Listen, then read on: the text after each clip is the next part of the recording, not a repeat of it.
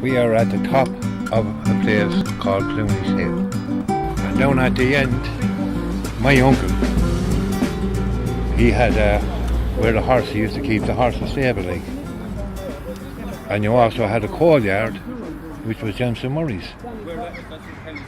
But as I was saying, on the right, that was a farmhouse. There was a big garage there first. And then the farmyard then, called the Lukeries, was at the other side of that.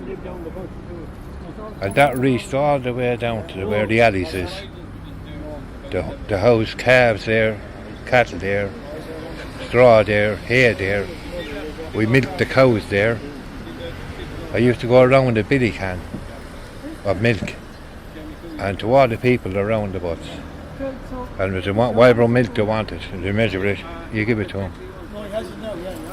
And then you collect the money, and that went back then, you give it to the farmer. Okay. And if this area around here used to be a farm, you probably must have got up to some old crack around here over the years, yeah? What sort of diverment or... Oh, well, the hay bars came in handy.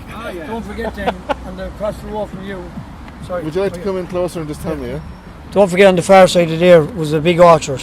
Seamus would probably know it better, I was only a young lad. Remember the orchard here? Yeah. Then you had the old basketball pitch, so you'd be robbing the apples and hiding up there that time. And as Pat said, then you had the houses there, so they'd never find you then, so you'd be gone rambling in. Yeah, hiding in my uncle. Yeah. So robbing the orchard used to be a yes. common occupation, Oh, great, yeah. Hanging out with trees then. Yeah. No, but that time when we were young lads, Seamus and all them lads, there were famous basketball matches down here that time, you know what I mean? Right, okay. Playing for famous basketball matches. Yes. There he is. There's the man, Seamus is the man. Come over, Seamus. You played it. We watched. Just there where the road is there. So approximately where the roundabout is now, is it? Just around there. That's where the basketball pitch was. And on Sundays you could have a couple of thousand people, couldn't you? At some of the matches. It was all outdoor, you see. And a brother of mine, Paddy, was over the basketball, and he was able to connect up with some American teams that came here. Anytime a US ship had come into Dublin, Father McGrath and our own Paddy would be on to him immediately.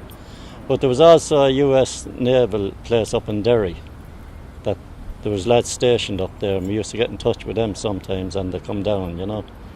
I'd say the first time any of the younger lads in the butts ever saw a black person was when the teams came down here one day, and they had a few black players, you know, and guys were going over tipping them. And I think it's important, Seamus, to mention Father McGrath as well, the influence. Father McGrath was a great man. He started a club up there as well, St John Bosco Club. It's a basketball club? No, it was the club that we're in up there at the moment. The boys' club. The boys' club, yeah. He started all that too. He was a great man for the parish, you know. And the girls' club is down there, Seamus. Yeah, see, television didn't come in here till 62, so it would be very easy, as Seamus said, to have over 1,000 people down there on a Sunday afternoon.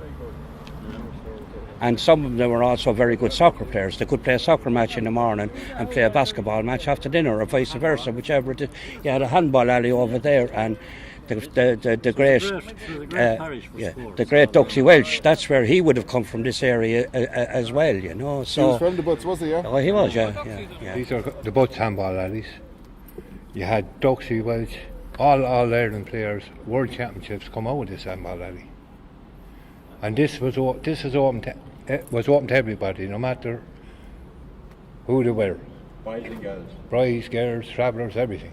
And they're still used. They're still used.